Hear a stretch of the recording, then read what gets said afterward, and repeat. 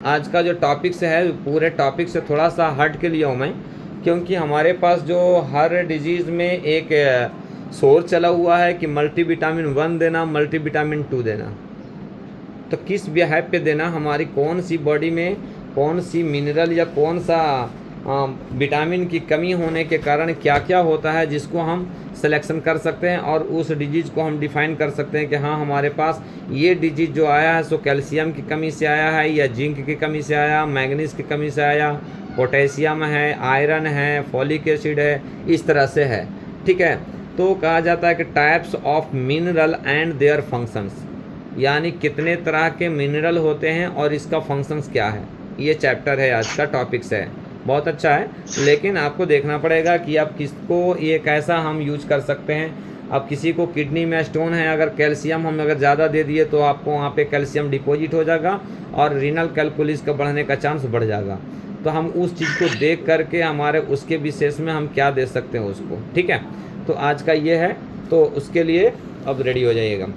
तो कहता है कि सैकड़ों खनिज, यानी हमारे बॉडी में सैकड़ों तरह के मिनरल का इस्तेमाल करते हैं तब हमारी ज़िंदगी चलता है।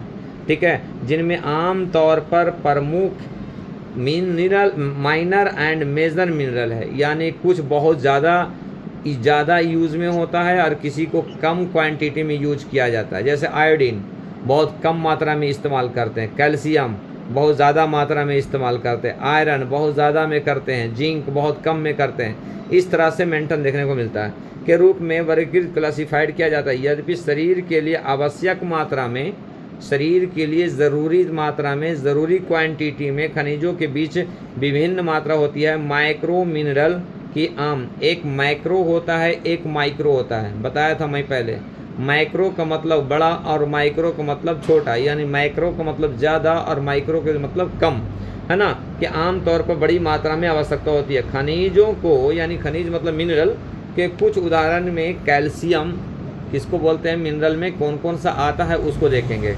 Calcium, phosphorus, potassium, sulphur, sodium, chloride, magnesium और माइक्रो मिनरल्स में आता है। क्या होता है भाई, हालांकि शरीर के कार्य के लिए समान रूप से महत्वपूर्ण लेकिन कम मात्रा में इसकी उपयोग होता है। ये जो अभी जो मैं बताया कौन कौन सा, calcium, phosphorus, potassium, sulphur, sodium, chloride और मैग्नीशियम, ये हमारी बॉडी में ज़्यादा मात्रा में, मोर क्वांटिटी में इस्तेमाल किया जाता है। लेकिन हमारा कुछ ऐसे जो केमिकल होते हैं कि जो कम मात्रा में इस्तेमाल होता है, वो क्या है उसमें, जिसमें iron, zinc, copper, manganese, iodine और सेलेनियम शामिल हैं। कुछ महत्वपूर्ण खनिज महत्वपूर्ण मिनरल के अंग विस्तार से देखते हैं। अब इसमें हम मिनरल को इम्पॉर्टेंट तरीके से, यानी लंबे रूप में देखते हैं कि जो मिनरल हमारा कैसा काम करता है, उसके कम होने के कारण, इनसफिशेंट होने के कारण हमारी बॉडी में क्या क्या डिजीज़ देखने को मिलता है। बेटा पानी दो बेटा। ठीक है, तो उसमें देखते हैं कैल्शियम। अब कैल्शियम क्या कहता है, कैल्शियम हम जानते हैं, कैल्शियम हड्डियों को मजबूत और स्वस्थ रखने के लिए महत्वपूर्ण होता है। यानी कैल्शियम मेन कहता ना कि आप देख लीजिए जितने भी जॉइंट पेन वाले हैं, जितने भी आएंगे आपको हर उसको डॉक्टर, ऑर्थोपेडिक डॉक्टर एक ही बात बोलेगा कि आपको कैल्शियम की कमी है। क्या वो बात सही है? कितने हद तक हम सही मान सकते हैं उसको? 80% ये बात फॉल्स है। कैसा कि जितने भी आप ऑस्टियोप्रोसिस, ऑस्टियोआर्थराइटिस वाले को कैल्शियम आप चेक कराइएगा तो माइनर कम बताएगा, यानी 8.5 के लगभग रहता है। ऐसा नहीं कि 4-5% उसको रहता है। ठीक है, लेकिन उसको डिफिशियंसी क्या बताता है कि आपका कैल्शियम की कमी है। ठीक है, लेकिन वो कैल्शियम बॉडी में रहता है लेकिन अब्जॉर्प्शन उसका सही नहीं इस्तेमाल होता है, यानी यूज सही नहीं होता है। समझे, हम पानी पिए 1 लीटर, अब 15 मिनट के अंदर में यूरिन पास कर लिए, क्या हमारा वाटर बॉडी में इंटेक में आने के बाद काम किया, वो अपना जितना जो उसमें केमिकल है बॉडी में काम आया, नहीं आया। तो इसके कारण से जो है सो उसको हम बता देते हैं कि इनसफिशेंट ऑफ द कैल्शियम। हाँ, विटामिन डी 80% लोगों को मतलब यानी कम मिलेगा, ऑस्टियोआर्थराइटिस वाले को। ठीक है, कहता है कि कैल्शियम हड्डियों को मजबूत और स्वस्थ रखने के लिए महत्वपूर्ण होता है। यदि शरीर को पर्याप्त कैल्शियम नहीं मिलता है, यानी इनसफिशेंट हो जाता है, यानी कम हो जाता है, तो हड्डियाँ कमज़ोर और भंगूर हो जाते हैं और वो रुखड़ा जैसा हो जाता है, यानी कमज़ोर जैसा हो जाता है और ऑस्टियोपोरोसिस जैसी बीमारी उसको आ जाता है। क्या हो जाता है? ऑस्टियोप्रोसिस। ठीक है, जैसी स्थितियों हो सकती है। कैल्शियम हड्डियों और दांतों को मजबूत करने का कार्य करता है, यानी हड्डियों को मजबूत करने का कार्य करता है और मांसपेशियों और हृदय के कार्य प्रणाली को नियंत्रण करने का कार्य करता है। हमारा ये कैल्शियम आपको सिर्फ हड्डियों पे ही काम नहीं करता है, ये हमारा हड्डी को मजबूत करने का काम करता है और कार्डियक वस्कुलर को, मसल्स को रेगुलेट करने में भी काम आता है। इसीलिए हर देखिएगा कार्डियक वस्कुलर में इस पेशेंट को कैल्शियम का मेडिसिन देता है। ठीक है, तो इस चीज़ को हम समझ सकते हैं कि हर हाल में कैल्शियम हमारा मोर इम्पोर्टेंट है, ना कि हड्डियों को लिए, यानी हमारा कार्डियक मसल्स को भी बेहतर रखने के लिए हमारा कैल्शियम बहुत ज़रूरी होता है। ठीक है, उसके बाद कहता है और एंजाइम फंक्शन में भी कार्य करता है। अब देखिए एंजाइम आ गया, एंजाइम में क्या आ गया भाई? पेप्सिन हो गया ना, एंजाइम हो गया ना। एंजाइम कहाँ? हमारा स्टोमक में। तभी तो छोटे बच्चे को आपको पीडियाट्रिशियन डॉक्टर जो होते हैं उसको आपको विटामिन डी और कैल्शियम का सिरप बच्चे से ही लिखता है। क्यों? क्योंकि अगर ये मिनरल हम क्या देते हैं, हमारे पास कोई लूज मोशंस वाला वाटरी आ जाता है तो हम उसको इलेक्ट्रोपैथिक में क्या देते हैं, हमारे पास मेडिसिन है आपको कैल्शियम और मिनरल को बढ़ाने वाला कौन सा मेडिसिन है? हमारा C4 है। तो उसमें हम H10 C4WE D6 में अगर देते हैं तो हमारा ये मिनरल को भी कवर करता है और कैल्शियम को भी मेंटेन करता है। तभी तो हमारा ये डायरिया डिसेंट्री वाले को H10 C4WE आपको D6 में देने के बाद कोई मेडिसिन की ज़रूरत नहीं पड़ता है। अगर किसी पेशेंट को बहुत ज़्यादा हो रहा है तो H10 C4WE का D6 में 10 ड्रॉप 3 से 4 टाइम क्वाइट्स दीजिए और प्लस उसी को अगर कोई बोले कि डॉक्टर साहब मेरे को नहीं ग्लूकोज की ज़रूरत है, ग्लूकोज चढ़ा दीजिए, तो आप एक काम कीजिए, एक बोतल में आपको 500 ml आपको RL होता है, रिंगर होता है, सोडियम होता है, तो हम उसके जगह पे वो ना दे करके हम 1 लीटर बिसलेरी वाटर में H10 C4 और C13 उसमें एक थोड़ा सा अलग कीजिएगा, H10 C4 और C13 WE का 3 ड्रॉप डाल दीजिए, यानी 3 ड्रॉप डाल दिया। इसको बोलिए कि 1.5 घंटे से 2 घंटे के अंदर में पीना है। जितना देर में आपको RL और रिंगर में आपको एनर्जी मिलेगा उससे जल्दी आपको इससे आपको एनर्जी मिल जाएगा, आपको वो रिकवरी हो जाता। अब देखिए रिंगर में देने के बाद, मॉडर्न साइंस की मेडिसिन देने के बाद सिर्फ खाली आपको वाटर का डिसेंट्री को कम करता है, ना कि वोमिटिंग को कम करता है, ना तो मसल्स क्रैम्पिंग को कम करता है, ना तो आपको सिकनेस को कम करता है, ना तो वीकनेस को कम करता है। ठीक है, सिर्फ खाली आपको लूज स्टूल को कम करता है। लेकिन हमारा मेडिसिन देने के बाद ये जो है सो कम्प्लीटली मिनरल को मेंटेन करता है, कम्प्लीटली हमारा न्यूट्रिशन को मेंटेन करता है, कम्प्लीटली हमारा ये जो है सो लिथार्जी और गिडनेस को मेंटेन करता है।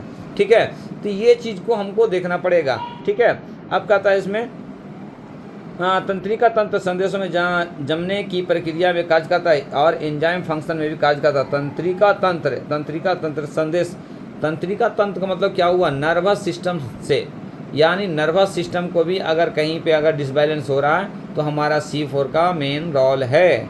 ठीक है, करता है। कैल्शियम की कमी से, डिफिशियंसी से बच्चों में रिकेट्स, ऑस्टियोप्रोसिस जैसे विकार उत्पन्न हो सकते हैं। कैल्शियम का खाद्य स्रोत, food source of the calcium निम्न होते हैं। जीवन के विभिन्न चरणों में कैल्शियम की ज़रूरतें अलग अलग होती हैं, यानी एक हम सिर्फ जानते हैं कि कैल्शियम को खाने से हड्डी मजबूत होता है, लेकिन आप देख लीजिए कि हम कितने उसमें आपको मिनरल मिलता है कि जो हर जगह पे चलाने के लिए।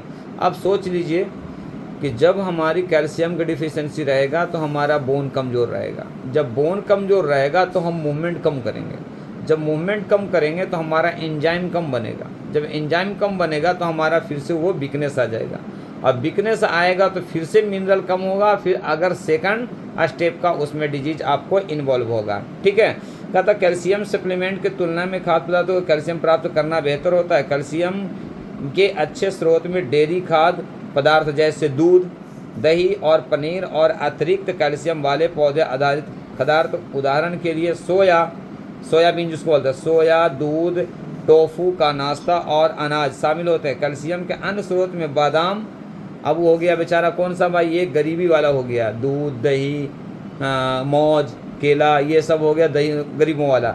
अब देखिए उसी को अमीरों वाला कैसा खाता है, बादाम, बोक चाय, केल, आमजोद, ब्रोकली और द वाटर क्रेस शामिल होते हैं। ये सब चीज़ अमीरों वाला था। कहता वाह, मैं आपको ब्रोकली खा रहा था, तो ब्रोकली में भी कैल्शियम बहुत ज़्यादा मात्रा में पाया जाता है, तो बड़े लोग उसका नाश्ता करते हैं। हाँ, और जनरल कैटेगरी के इसमें नाश्ता कर करके कैल्शियम को मिनरल करते हैं, आपको मेंटेन करते हैं। अब इस चीज़ में आता है दूसरा हमारा जो है सो मिनरल में आपको आता है आयोडीन। ये हम पहले पढ़ा है क्या, कैल्शियम। कैल्शियम ज़्यादा बॉडी में मात्रा की ज़रूरत होता है, लेकिन आयोडीन की कम मात्रा होता है, लेकिन बॉडी के लिए बहुत इंपॉर्टेंट होता है। अब ये कहता है आयोडीन की हमारी बॉडी में क्या कमी होती है। थायराइड हार्मोन, यानी सबसे बड़ा इम्पोर्टेंट जो होता है ये होता है हमारा थायराइड हार्मोन।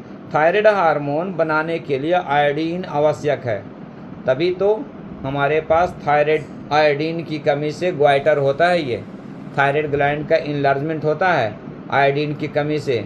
इससे पहले ज़माने में कोई आयोडीन की कमी नहीं, आयोडीन की कमी होने के कारण लाखों लाख लोग सफ़र कर रहे थे आपको ग्वाइटर से।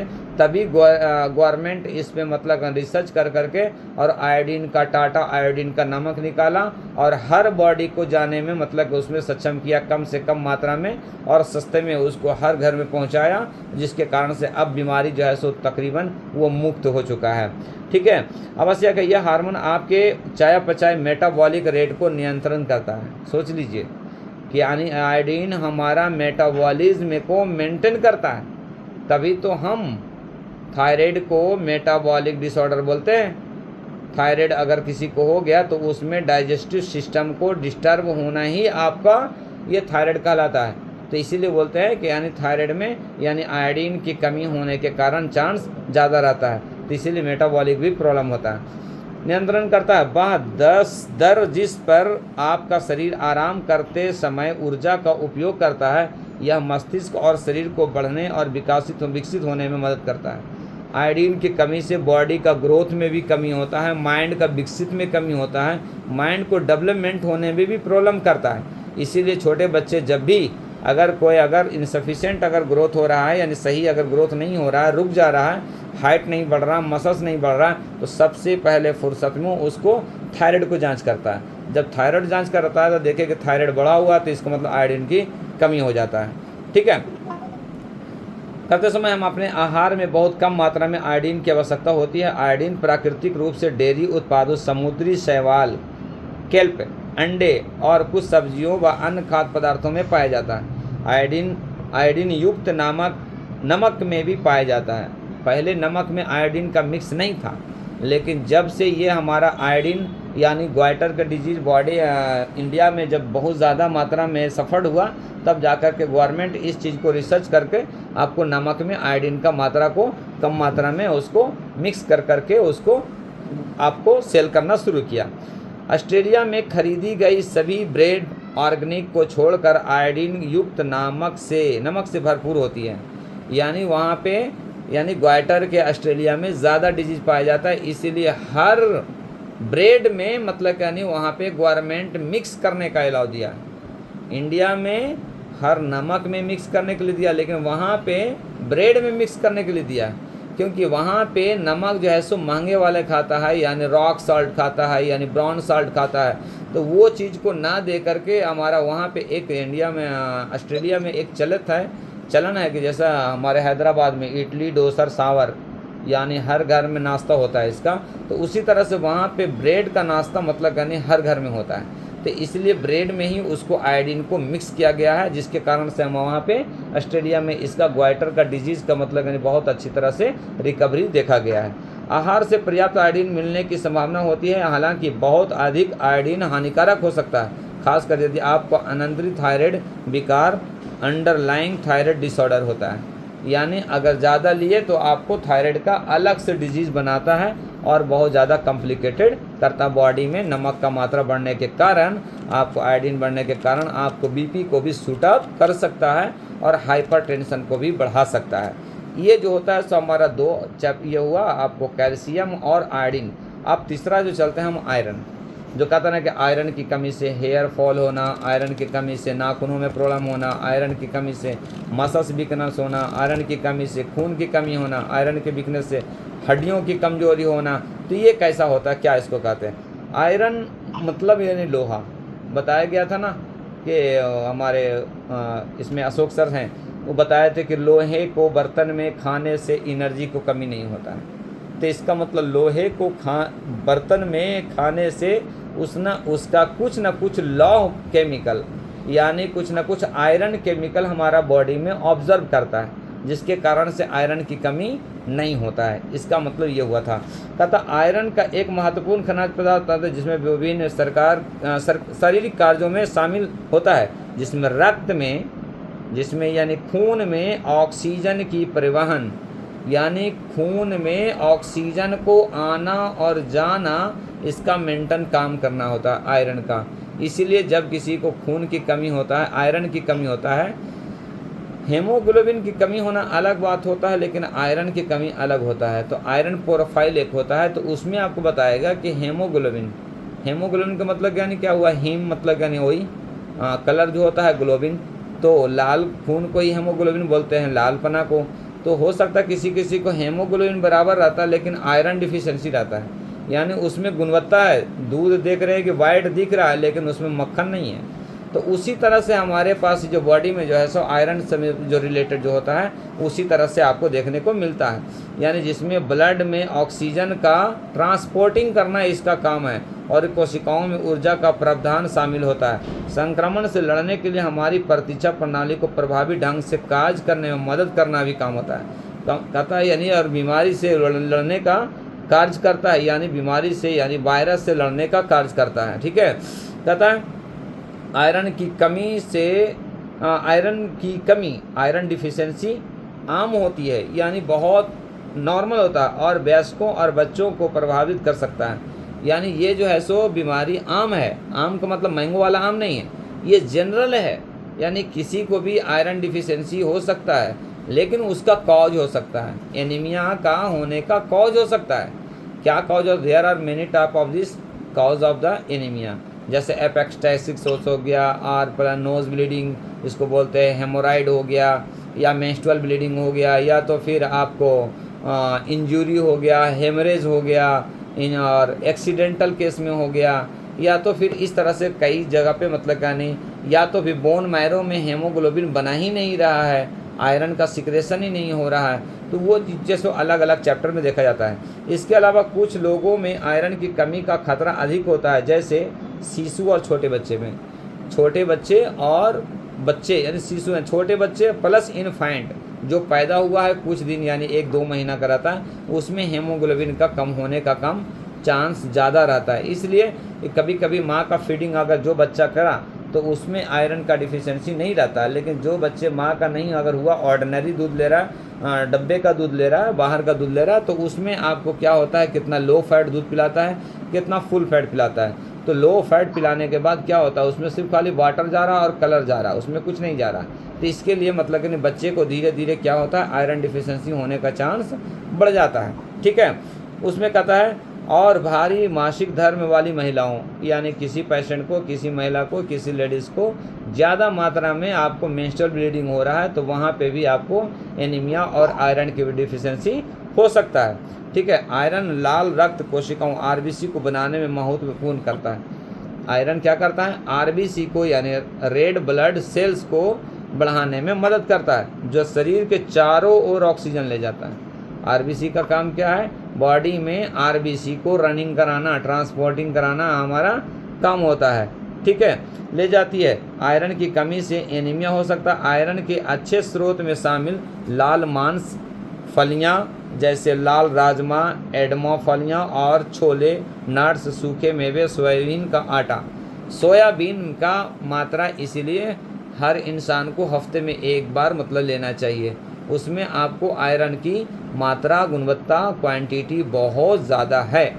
ठीक है, तो ये आयरन होता है। अब आयरन जो है सो मेंटेन करने के लिए हमारा कोई ज़रूरी नहीं है कि हमारा इससे मेंटेन होता है। 2 चीज़ होता है, एनीमिया तो हम कवर कर ले सकते हैं, लेकिन एनीमिया को कंट्रोल कैसा करना है ये चीज़ देखना है, कॉज को देखना है। हम बनाने के लिए मेडिसिन दे दिए, बनाने के लिए हम फूड डाइट दे दिए, लेकिन क्या हो रहा है वो भाई, हम एक तरह से बना रहे हैं, एक तरह से जा रहा है, इसका मतलब बॉडी में कंट्रोल नहीं है। यानी बन रहा है, निकल रहा है, कहीं पे एक्टिव या पैसिव ब्लीडिंग का भी रिलेटेड से हमारी बॉडी में एनीमिया और आयरन के डिफिशियंसी होता है। तो ये चीज़ को देखना ज़रूरी होता है। अब तीसरा कहते हैं हमारा 3 हो गया, आयरन हो गया, कैल्शियम हो गया और आयोडीन हो गया। चौथा हमारा होता है जिंक। जिंक क्या करता है भाई, जो हर मेडिसिन में डालते हैं हमारा जिंक सल्फेट, है ना। जिंक सल्फेट हमारा देखते हैं छोटे बच्चे को मॉडर्न साइंस लिखता है लूज मोशंस में, जिंकोनिया करके आता है सिरप, वो लिखता है। तो वो जिंक क्या करता है ये चीज़ को देखना है। जिंक के जगह पे हम क्या दे सकते हैं, जिंक का वैल्यू क्या है, फंक्शंस क्या है। कहता है जिंक एक महत्वपूर्ण खनिज मिनरल होता है जो विभिन्न शरीर के कार्य वृद्धि और विकास, यानी ये इम्पॉर्टेंट आपको ग्रोथ को बढ़ाने में मदद करता है। ठीक है, ग्रोथ एंड डेवलपमेंट के साथ साथ कार्य इम्यून फंक्शंस में शामिल होता है, इम्यून सिस्टम। इसीलिए कहता है जितना भी लैक्टिक एसिड जिंक जो होता है ज़्यादातर हाई फीवर आने के बाद भी इसको देता है, ताकि ये जो है सो आसानी से इम्यून सिस्टम को डेवलपमेंट कराए और डिजीज से वो लड़ सके। होता है zinc vitamin A, zinc vitamin A के सक्रिय रूप में उत्पादन प्रोड्यूस करने और इस शरीर के चारों ओर ले जाने ट्रांसपोर्ट में भी मदद करता है। जिंक प्रोटीन युक्त, जिंक एक तरह से प्रोटीन के जैसा है, हमारा एक तरह से एनर्जी है ना। तो इस तरह से लेने जाता है। प्रोटीन रिच फूड में सबसे अधिक होता है, लेकिन कुछ पौधे में खाद्य पदार्थों में भी पाया जाता है, जैसे लाल मांस, दूध और पनीर, साबुत अनाज यानी गेहूं वगैरह के आटा वगैरह में मतलब क्या नहीं आपको जिंक मिलता है। इसीलिए देखते हैं ना कि मिल्क बच्चे को बोलता है ना कि नंबर 1 लिख दीजिए, दूध लिख दीजिए, या सेरेलैक लिखिए। तो सेरेलैक लिखता है तो क्या लिखता है, सेरेलैक वीट लिखता है। क्या लिखता है, सेरेलैक वीट। वीट बोला WHEAT, वीट। वीट मैंने गेहूँ, यानी गेहूं का मात्रा वाला लेना है। उसमें और भी रहता है बहुत सारा, सोया रहता है, हर चीज़ रहता है। तो गेहूं की मात्रा लेने के लिए इसलिए बोलता है कि ताकि मतलब क्या नहीं इसका प्रोटीन का मात्रा बॉडी में हमेशा रहे और विटामिन ए की कमी का ना हो। ठीक है, ये होता है आपका जिंक का मात्रा। चौथा बोलते आगे चलते हैं मैग्नीशियम। मैग्नीशियम नाम सुने होंगे, ये जो जांच कराता है हमारा कार्डियक डिजीज़ में आपको इसका जांच होता है। ठीक है, मैग्नीशियम शरीर में अपने कई कार्यों के कारण महत्वपूर्ण होता है, जिसमें हड्डियों के साथ स्वास्थ्य को बनाए रखना, ऊर्जा के लिए ग्लूकोज का उपयोग करना शामिल है। मैग्नीशियम इम्यून फंक्शंस का भी समर्थन करता है, फेफड़ों के कार्य में विनियमित रेगुलेट करता है, यानी ये लंग्स को रेगुलेट करता है, लंग्स को मसल्स को रेगुलेट करता है, यानी कैपेबल कराता है, यानी वो सिकुड़ने नहीं देता है। कौन सा हमारा मैग्नीशियम, जो लंग्स अगर चिपक गया ना तो सीधा सफोकेशन होगा और आदमी एक्सपायर हो जाता है, यानी बॉडी में ऑक्सीजन का डिफिशियंसी हो जाएगा और डेड होने का चांस रहता है। तब करने में मदद करता। मैग्नीशियम मेवे जैसे काजू, फलियां, गहरी हरी सब्जी, समुद्री भोजन, साबुत अनाज, चॉकलेट और कोक में पाया जाता है। इसीलिए ज़्यादातर किसी को अगर सफोकेशन होता है या ज़्यादातर ऑक्सीजन की कमी होता है तो उस इंसान को क्या दिया जाता है, आपको चॉकलेट वगैरह दे करके हम उसको पल्मोनरी फंक्शंस को हम मेंटेन कर सकते हैं। ठीक है, अब कहता है तीसरा में हमारा होता है पोटेशियम। नीचे जाओ, पोटेशियम। पोटेशियम क्या बोलता है कि पोटेशियम एक खनिज मिनरल जो होता है क्या करता है, होता है ऐसे जो शरीर के तरल पदार्थों को संतुलन करता है। क्या करता है पोटेशियम, तरल पदार्थ लिक्विड बेस को मेंटेन करता है, कुछ सैलिड बेस को मेंटेन करता है, कुछ लिक्विड बेस को करता है। पदार्थों को संतुलन नियंत्रण करने में मदद करता है और हृदय और मांसपेशियों को ठीक करने में काम करता है। इसीलिए कहता है कि पोटेशियम यानी हार्ट वाले को मतलब यानी पोटेशियम खाने के लिए ज़्यादा दे जाता है। कभी कभी तो कार्डियक डिजीज़ वाले को पोटेशियम का टैबलेट ही अलग से प्रिस्क्राइब किया जाता है, करने में भी मदद करता है। पोटेशियम तंत्रिकाओं, मांसपेशियों और हृदय को ठीक से काम करने के लिए महत्वपूर्ण करता है। यानी ये जो है सो हमारा पोटेशियम, इसीलिए इलेक्ट्रोलाइट जांच कराते हैं कि पोटेशियम क्या है, सोडियम क्या है, मैग्नीशियम क्या है, क्लोराइड क्या है, क्या चीज़ का कमी होता है। अगर पोटेशियम अगर बढ़ जाता है तो बहुत प्रॉब्लम होता है, कम होता है तो भी प्रॉब्लम होता है। अगर बढ़ गया पोटेशियम ना तो सीधा अनकॉन्शियस हो जाता है इंसान, चलना बोलना बंद कर देता है, ऐसा ऐसा कली करेगा, आँख खुले रहेगा, जिंदा रहेगा लेकिन बोल नहीं पाएगा। तो उस वक्त मतलब क्या नहीं जो है सो आपको पोटेशियम इलेक्ट्रोलाइट, अगर इलेक्ट्रोलाइट जांच कराता है पोटेशियम का अगर मात्रा बढ़ा हुआ रहता है तो बहुत स्लो तरीके से उसको कम किया जाता है। यानी बहुत जल्दी कम नहीं होता है। मैं एक पेशेंट को हुआ था तो देख रहे थे कि मतलब एक एक इंजेक्शन 6,000 को लगा करके 3-4 दिन तक एडमिट रखा, उसके बाद पोटेशियम कम हुआ, ठीक है। लेकिन हमारे पास मेडिसिन से इलेक्ट्रोलाइट अगर मल्टीविटामिन 1 मल्टीविटामिन 2 अगर एडर्नल ग्लैंड कर अगर देख लेते हैं तो हमारा पोटेशियम नॉर्मल हो जाता है, आसानी से हो जाता है, ठीक है। पोटेशियम तंत्रिकाओं मांसपेशियों हृदय को ठीक करने में काम करता है, महत्वपूर्ण होता है। यह रक्तचाप को कम करने में भी मदद करता है। रक्तचाप मतलब तो हाइपर टेंशन को, इसीलिए हाइपरटेंसिव पेशेंट को पोटेशियम को जांच कराता है। कहीं ऐसा तो नहीं है ना कि पोटेशियम इसका बढ़ गया है जिसके कारण से हो रहा है, ठीक है। मदद करता पोटेशियम से भरपूर खाद्य पदार्थों में केले, कुछ सब्जियां जैसे ब्रोकली, पार्सनिशिप, ब्रेसलेस, स्प्राउट्स, सेम और दालें, अनाज, बीज और मछली शामिल है। यानी किसी को अगर हार्ट बीट अगर कम हो रहा है तो आपको उसको पोटेशियम की ज़रूरत होता है। जो पोटेशियम हमारा आपको वेज में भी आता है और नॉन वेज में भी आता है, जो आपको पसंद है उसको दे सकते हो। ब्रोकोली, भाई बड़े लोग खाते हो उसको, ब्रोकोली को है सस्ता, अपनी बॉडी के हिसाब से जितने भी मिनरल हैं सभी सस्ता है, लेकिन हम उस चीज़ को एडजस्ट नहीं करते। अब एक आता है जो मेन होता है हमारा सोडियम। सोडियम नाम सुनते हैं ना, ये भी सोडियम जो है सो बहुत खतरनाक है ना, तो बहुत अच्छा है। सोडियम के कम होने के कारण बॉडी भी सीधा मतलब क्या नहीं बदोश हो सकता है, सीधा मतलब क्या नहीं आपको अनकॉन्शियस हो सकता है। तो यानी इसका मतलब सोडियम में मतलब क्या हुआ, Na का मतलब क्या हुआ आपको सोडियम क्लोराइड। तो सोडियम का मतलब यानी नमक का मात्रा मतलब बॉडी में कम हो जाना। सोडियम क्लोराइड को सामान्यतः नमक के नाम से ही जाना जाता है, इसीलिए हर बीपी पेशेंट को सोडियम को ना लेने का एडवाइस दे करके यानी कम लेने का एडवाइस दिया जाता है, क्योंकि सोडियम ज़्यादा कम भी नहीं होना है और ज़्यादा भी नहीं होना है। तो डिहाइड्रेटेड बॉडी में जिसका लूज मोशन से डिहाइड्रेटेड बॉडी जाता है, तो उस इंसान को आपको क्या दिया जाता है, आपको रिंगर चढ़ाते हैं यानी RL चढ़ाते हैं, या तो D10 चढ़ाते हैं यानी सोडियम चढ़ाते हैं, नमक का घोल पिलाते हैं, नमक पानी चीनी का घोल पिलाते हैं, ताकि फ़ौरन वो एक्टिवेट होता है। एक क्वेश्चन यहाँ पे बनता है कि जो आता है हमारे पास पेशेंट कि डॉक्टर साहब बीपी कम था इनका, मैं नमक पानी चीनी का घोल मिला दिया, वो पिला दिया, वो अच्छा हो गया, और ये मैं 10 दिन से पिला रहा हूँ, मैं कुछ होगा तो नहीं ना, सो बोलता है। उस इंसान को देखिएगा बॉडी है लीन एंड थीन, बॉडी में एनर्जी नहीं है, चक्कर आ रहा है, कमजोरी दिख रहा है, उसको चाहिए क्या, दिया जा रहा है क्या, वो चाहिए उसकी पूरी मिनरल चाहिए और उसको सिर्फ दिया जा रहा है सोडियम। तो भाई बीपी तो ऊपर बढ़ा देगा, चक्कर को कम कर देगा, लेकिन बॉडी में जब नमक मात्रा बढ़ेगा ना तो सीधा फौरन अटैक करेगा हाइपरटेंसिव पे, वो सीधा एक दोस्त बना देगा उसको बीपी हाई का, दुबला रहने से क्या होगा, यानी इतने बॉडी में नमक का मात्रा बढ़ जाएगा कि उनका हाइपरटेंशन होने का चांस बढ़ जाएगा। तो इसीलिए पेशेंट को ये ना बोला जाए कि मतलब यानी आप इसको बीपी कम है तो नमक पानी का घोल पिलाते रहें। उस किस कंडीशंस में यूज होता है, सपोज डेट रात में किसी को बदहोश हो गया, बीपी चेक किया तो बहुत कम है, वहाँ पे डॉक्टर के फैसिलिटीज़ नहीं है, कुछ देर के लिए हम उस चीज़ को सिंगल डोज मतलब यानी 100 ml वाटर में आपको नमक, पानी और नींबू तीनों चीज़ को मिला करके अगर देंगे तो नमक का आपका गुणवत्ता जो होता है, क्वालिटी जो होता है सो चेंज हो जाता है, और एक जो है सो हमारा ORSL मतलब यानी तैयार हो जाता है। तो वैसे कंडीशंस में हम सिप बाय सिप पिलाते हैं तो उसको न्यूट्रिशन और सोडियम मिल जाता है, एनर्जी मिल जाता है, तो सडनली मतलब उठने का चांस होता है, क्योंकि चीनी भी दे रहे हैं। तो चीनी हमारा किसको रेगुलेट करता है, स्टिमुलेट करता है सेल्स को। सेल्स में आपका ग्लूकोज गया, फ़ौरन एडॉप्ट किया, एनर्जी गया, एनर्जी से जाकर के बॉडी में सर्कुलेट हो गया आपका, उसका बॉडी नॉर्मल हो जाता है। तो उस कंडीशंस में वैसे चीज़ दे सकते हैं ना कि कोई पेशेंट आया कंटिन्यू पी रहा है तो उसको डराने का कोशिश कीजिएगा, नहीं तो फिर आने वाले वक्त में उसको हाइपरटेंसिव गिफ्ट में मिल सकता है। ठीक है, ये जो था से हमारा मिनरल चैप्टर था।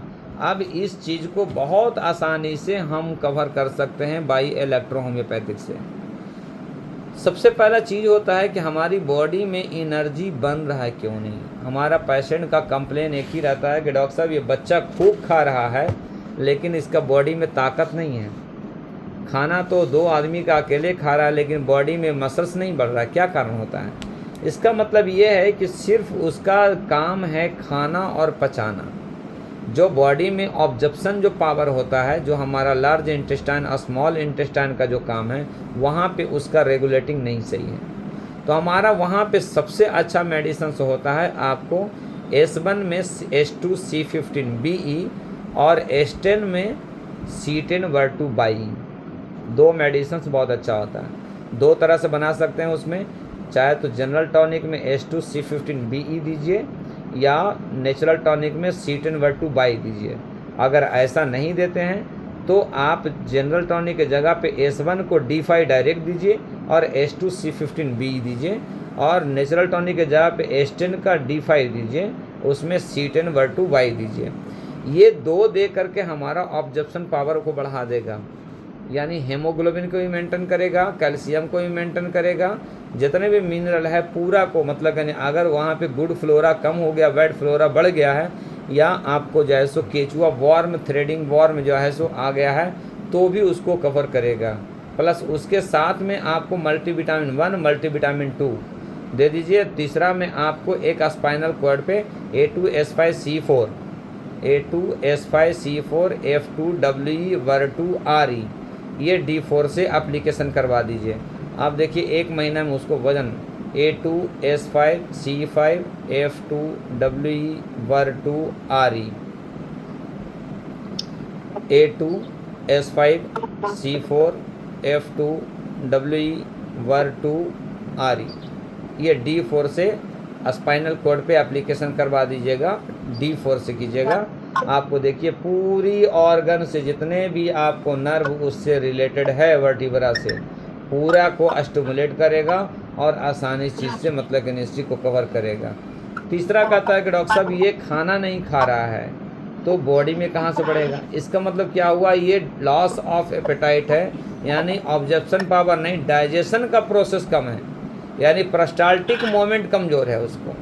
ठीक है, तो इसमें आप दीजिएगा S1A1RE, दूसरा H2C10F1L1BE, S1A1RE D4 से ग्लोबल्स में दीजिएगा, और H2C10F1L1BE D5 में ग्लोबल्स दीजिएगा।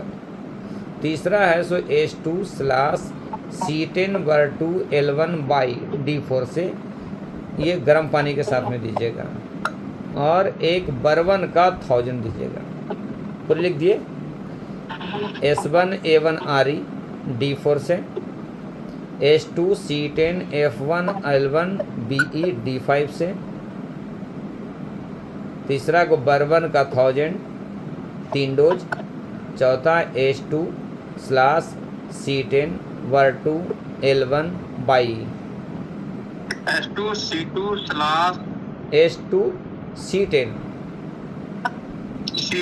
H2C10/V2L1BE ये लैक्सिटिव हुआ, यानी रेक्टम एरिया पे जितने भी रहेगा ना वो पूरा को क्लियर करेगा। नीचे से खाली होगा तो ऊपर से मंगाएगा पार्सल। जब पार्सल मंगाएगा तो हम अब खाना को मंगाएगा, होगा हमको और ज़्यादा खाना दो, तो सही तरीके से ये मेंटेन हो जाएगा। ये दो हो गया। तीसरा कहता है कि हमारा 2 ऑप्शन हो गया, एक तो खाना खा रहा बॉडी को नहीं लग रहा है, दूसरा है कि खाना नहीं खा रहा है, तीसरा है कि डॉक्टर साहब खाते ही पेट भर जा रहा है। एक ये हो रहा है कि यानी कम क्वांटिटी में खा रहा है, भूख तो लग रहा है उसको लेकिन कम क्वांटिटी में रह रहा है, तो इसका मतलब क्या नहीं, स्टोमक से नीचे जाने का प्रोसेस कम हो रहा है ये। तब वहाँ पे दीजिएगा डाइगोकेयर H2C15RE,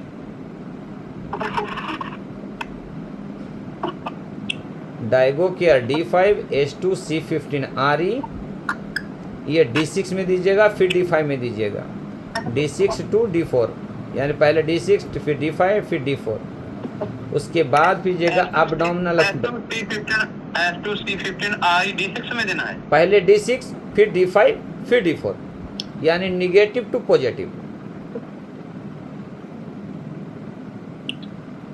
तीसरा एब्डोमिनल स्प्रे A2S5C5 F2WE, ये D4 से एब्डोमिनल स्प्रे करवाइएगा। बस बहुत ज़्यादा तो फिर एक लीवर ड्रॉप दे सकते हैं, काफ़ी हो जाता, इससे ज़्यादा की ज़रूरत नहीं पड़ेगा। अगर पेट में दर्द हुआ किसी का ऐसा होता है खाने के बाद फ़ौरन पेट में दर्द हो रहा है, तो आपको उसको S11 का 1000 दे दीजिएगा, बस ख़त्म हो जाता। यानी वैगस नर्व को रेगुलेट करेगा, वो बैलेंस करेगा आपको।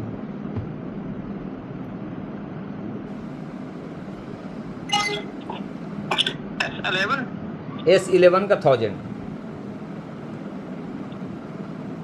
एज कम से कम 5 साल को ऊपर से दीजिएगा S11 का 1000, 5 साल से नीचे वाले को मत दीजिएगा। अगर किसी को खाने वक्त वोमिटिंग जैसा महसूस हो रहा है तो सीधा सीधी फिर D6 में वर्टिगो दे सकते हैं। S11, F1W, S10, A3, D6 में वो दे दीजिएगा। अगर 5 साल का है तो 4 ड्रॉप 3 बार दे दिए, वोमिटिंग बंद हो जाता। सही है। ठीक है, आज का ये मिनरल का चैप्टर मैं लिया था मैं। ठीक है, इससे और भी अगर किसी को क्वेश्चन है तो पूछ सकते हैं।